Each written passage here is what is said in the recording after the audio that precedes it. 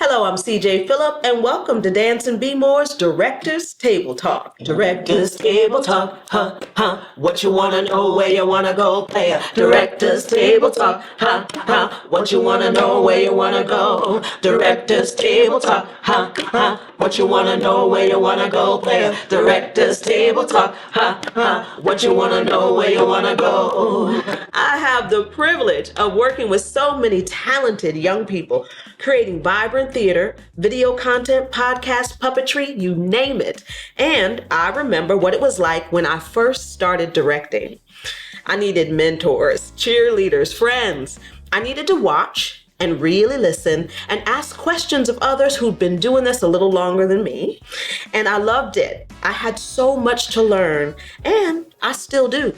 So if you're like me and you're curious about theater making and want to learn in a multi-generational community of creatives, you're welcome here. So let's pull up a chair. We've got a table of new and emerging theater directors, and we'll have them introduce themselves. Hey, I'm Kobe. Hello, my name is Angel. Hello, everybody. My name is Terrell. We've got our directors sitting round the table. So what's the talk? Well, we had the opportunity to sit down with the artistic director of Baltimore Center Stage, Stevie Webb, and I was blown away by the conversation we had with him. And I haven't stopped thinking about it ever since. Yeah, the conversation was so rich and he was so real and inviting. I definitely got a lot out of it.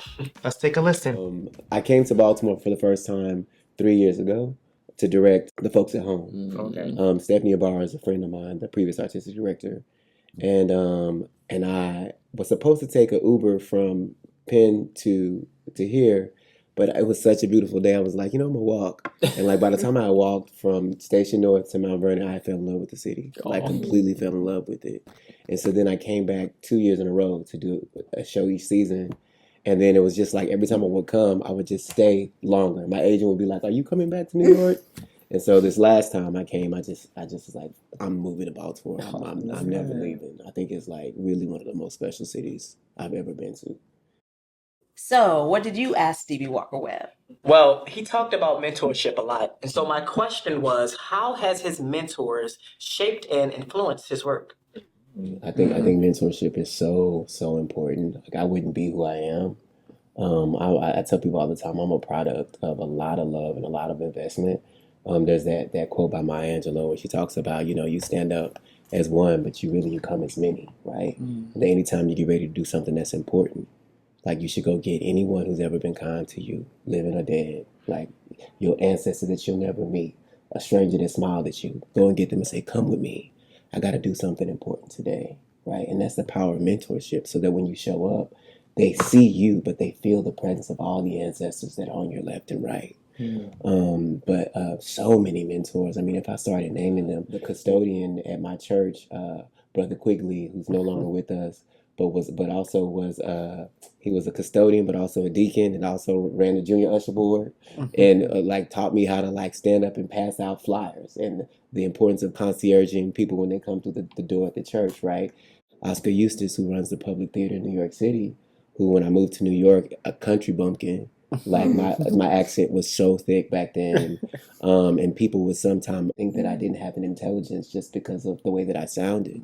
But Oscar saw something in me that I didn't quite see in myself yet, and it took me under his wing. And for 2 years, I got to shadow him as he ran like one of the premier arts institutions in the nation. I really love just the take on a mentor seeing something in you that you just haven't seen in yourself. Yeah. As artists, we're so self-critical and we tend to beat ourselves up about a lot of things, but having someone there and really seeing something special in you that you can't see quite yourself is a beautiful aspect and a beautiful way to highlight mentorship.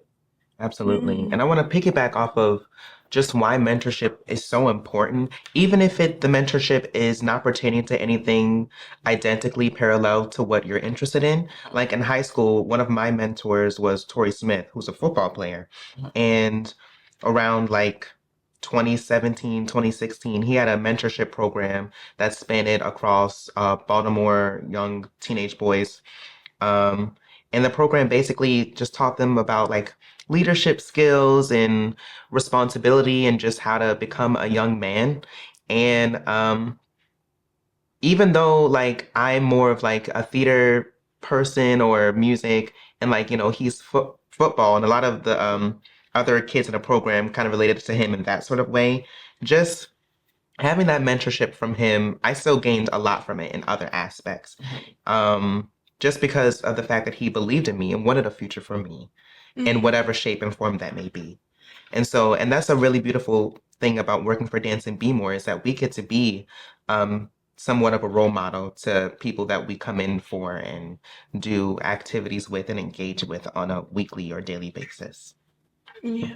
And I feel like that's so powerful. And the way that Mr. Stevie Walker Webb put it was so interesting. Like, just grab anyone who's ever been kind to you.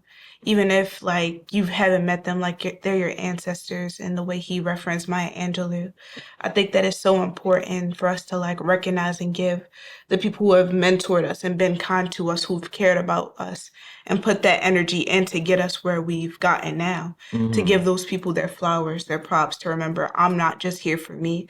I'm the product of all these people who put all this into me. Yes, absolutely. And I love the fact that anyone can be a mentor, no matter what stage of life you're in. You can be a mentor to anyone, and that's the beautiful part, the beautiful takeaway that I had from that conversation. Ooh, that was good stuff, y'all. Well, we are going to call it a wrap on this short Director's Table Talk, and we hope that you will join the conversation. We'd love to hear your thoughts, so put your comments down below. Go ahead and drop a like and subscribe to see our next short. And after 3 shorts, our 4th one is a full episode of Table Talks. Behind the scenes tips and more. Send this short to your friends, and we'll see you at the next Director's Table Talk. Don't you wanna know where you wanna go? Director's Table Talk. Don't you wanna know where you wanna go? Director's Table Talk. What you wanna know where you wanna go? Hey, Director's Table Talk.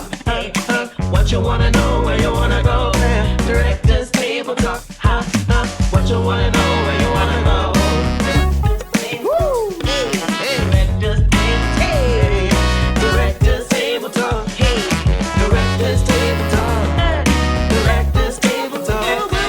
Director's Table Talk. Director's Table Talk. You gotta keep that being there. There's like a little a puppet that has that look that you just gave. I know exactly what you're talking about. Yeah. It's a meme. It's a meme. And he's like Yeah, 'cause